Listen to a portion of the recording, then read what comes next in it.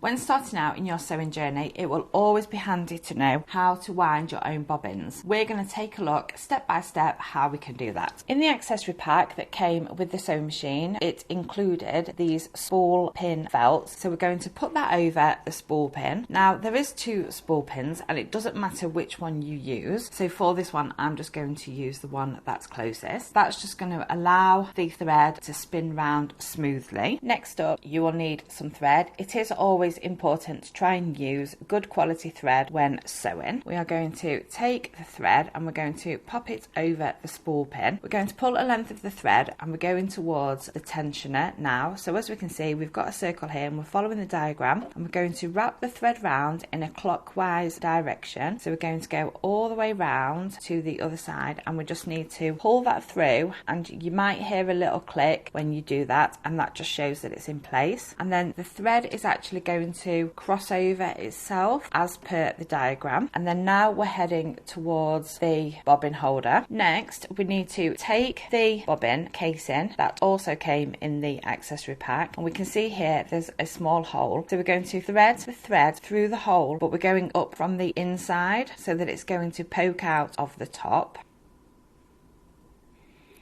like so. And now we're just going to pull quite a long piece of thread. Now we've threaded the thread, we're going towards the bobbin winding spindle. So we're going to pop the bobbin onto the top of the spindle and push down. Now we need to push the spindle towards the bobbin stopper like that, and that's just going to lock it all in place. Now we have everything in place, I'm just going to keep a hold of the extra piece of thread, and I'm just going to hold that firmly so it doesn't get tangled up in our bobbin and cause us any problems. The machine is all plugged in, and now we're going to apply pressure to the foot pedal, and that is going to start winding our bobbin.